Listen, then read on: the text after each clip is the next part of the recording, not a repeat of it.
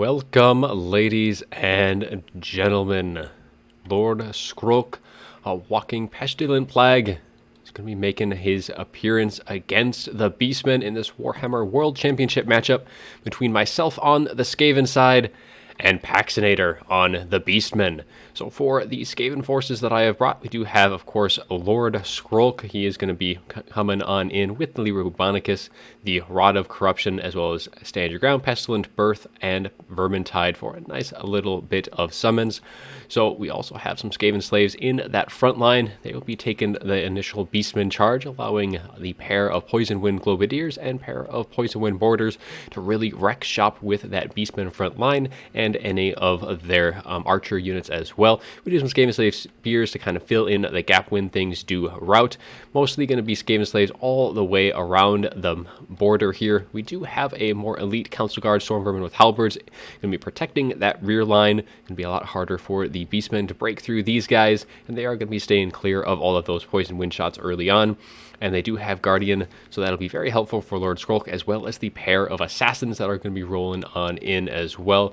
One does have the Rival Hide Talisman, giving minus 40 melee attack in an AoE around him for a nice little duration, and then both have the Assassin's Trophy to help with the hero characters of the Beastmen.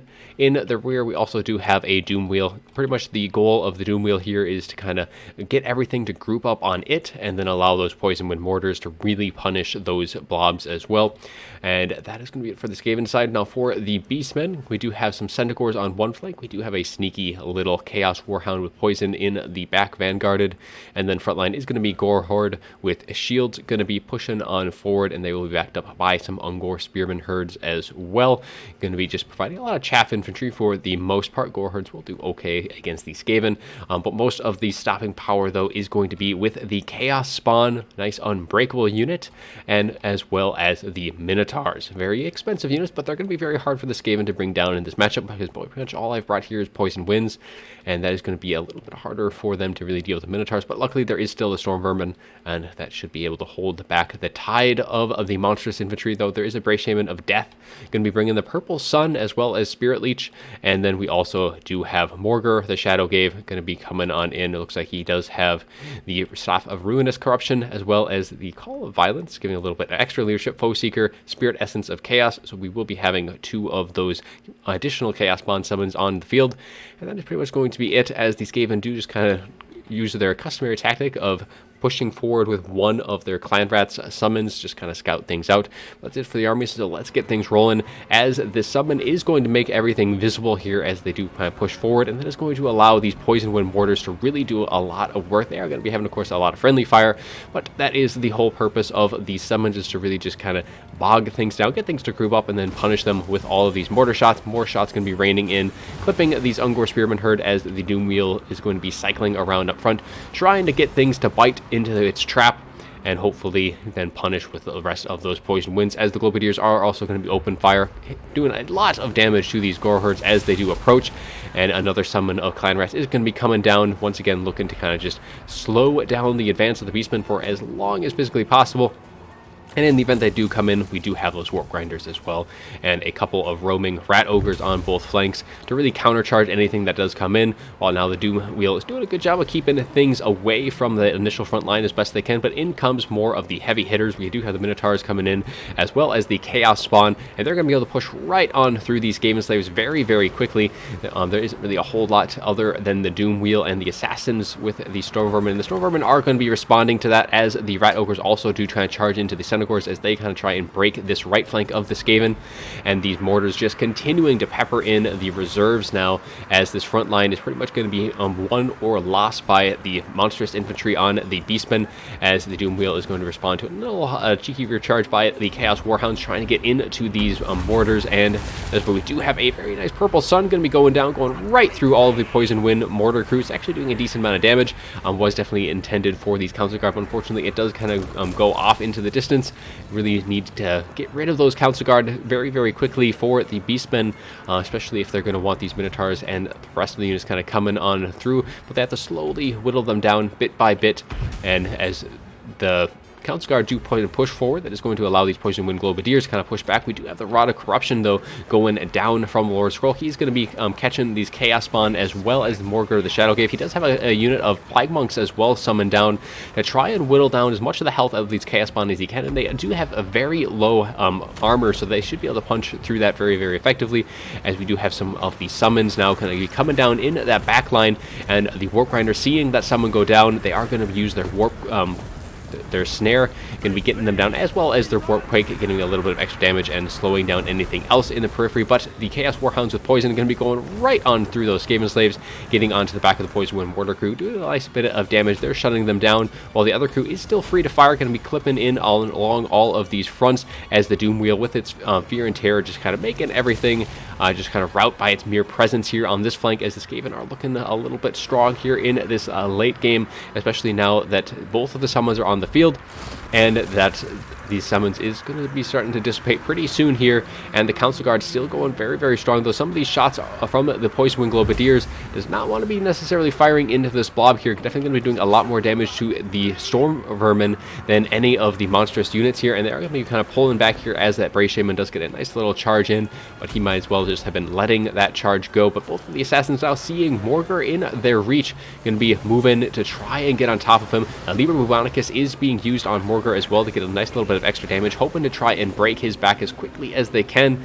And the Council Guard are getting a little bit low, but they are still have plenty of models, and as long as a single one of them does remain, they will be giving Guardian to both Lord Skrulk and the Assassins.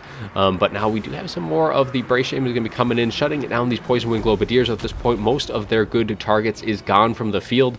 They can still kind of fire into the Senegors, but the Rat Ogres are doing a good job at kind of clearing up on the flanks, as the Chaos Spawn once again trying to shut down the last of the Poison Wind Globadiers, but they have pretty much done their job at this point, and the Senegor is going to be shattering, and as they do leave, they do kind of knock Lord Skrulk around bit by bit, but it is pretty much down to just the heroes and the monstrous unit for the Beastmen, and the Skaven are kind of running out of options to deal with them. The Doom Wheel is going to be pushed off the field, and they still have 58 of the Council Guard, which is quite considerable, and they do have both of their Assassins, but balance power is kind of back to even, to kind of flickering back and forth between that. Skaven were a little bit more ahead, but now losing most of what they've got left. It is down to their Assassins. They are going to get a summon of Clan Rats here. That is one thing that they are going to be able to have in that late game, but Lord Skrulk getting kind of surrounded by those Minotaurs, going to be getting some nice damage, but he does pop his Rod of Corruption, which is going to be clipping a lot of these units, and we do have the Warp Grinders hitting that Warp Quake, getting that Assassin is opportunity to kind of jump on to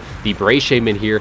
Going to be used in substitute of the Deathmaster Sigil that the Deathmaster Snakeage would have, and they are starting to waver a little bit, but it is going to be delaying that Brave Shaman just long enough that Assassin is able to rout him off, and so that is going to be one of the heroes gone, and with that, balance power does shift mightily into the favor of the Skaven, as the Rat Ogres do kind of return, and a lot of the returning infantry as well, though these Poison Globadiers not really going to be any use here, but a lot of this chaff unit's just going to completely surround what is left of the Beastmen forces.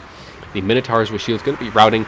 Chaos Spawn will fight to the very bitter end, but they are going to be surrounded by a bunch of spear units. They do have the Lord Skrulk and the Assassins as well, and Morgr isn't going to be able to beat both or all three of those heroes, even though the Assassin and Lord Skrulk is getting fairly low, and Liber Bubonicus is actually going to be used on the Chaos Spawn here, really looking to just melt them away, as you can just see their units drop one by one, and that Liber Bubonicus finishes off all of those Chaos Spawn, and that is going to eliminate the support of Morgr, and he is going to be getting hit by both of the Assassin and Lord Skrulk here, while the rest of the Rat Ogres do kind of clean up on the flanks, and that is going to be army losses. Beastmen going to be put to the rout, as the Skaven do pull through in the end here. So let's take a little look at the after battle report to see how things did kind of shake out on both sides.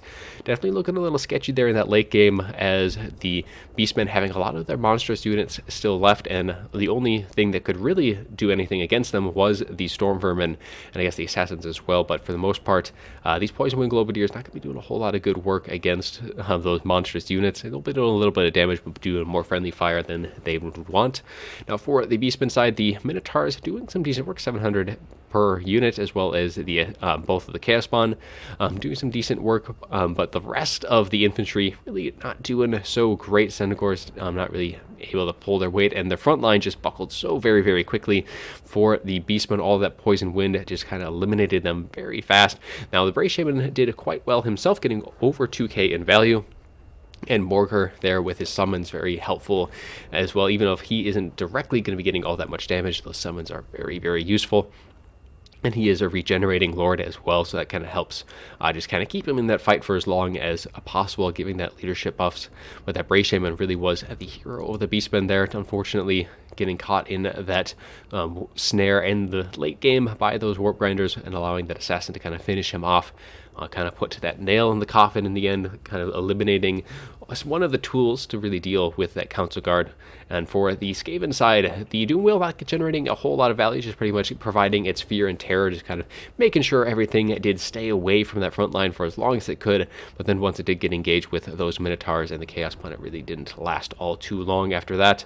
Rat Ogres did a good job of kind of making sure the Senegors were kind of kept in place, as well as the Chaos Warhounds with poison, just kind of getting some nice counter charges off onto them. And then we have the Mortars, not really able to do all too much ridiculous work here. Normally you do see them getting quite a bit of value. There wasn't a whole lot of good targets. Mostly I do bring these points with mortars in case there is some archers for the Ungor Raiders for the Beastmen. Normally you do see them. Generally you see them to kind of either get some nice fire into like Council Guard, damage over time. It is very helpful. Into Rat Ogres, if there is a Hell Pit, that is a very good unit to use against that. It's kind of what those mortars are there to kind of counter and push back. Poison Wing Globadiers, on the other hand, did very good work. 1700 between the two of them. Now, that was a little bit of friendly fire, firing into the Council Guard, so some of that damage value is going to be on them as well. But the Council Guard, 1400, are doing very well, making sure those big monstrous units were kept in check for as long as possible, and providing that Guardian aura throughout the course of the fight. Now, Skaven Slaves not really going to be expecting too much out of any of those guys. They're just there to as chaff and to slow things down. Assassins, one of them did quite well, getting 1600. Other one was kind of just there, providing his presence, and Lord Skrulk as well, doing some decent work with the Liber Rubanicus and the Rod of Corruptions. But that's going to be our match, ladies and gentlemen. I do hope you enjoyed the video, and as always, have a good one.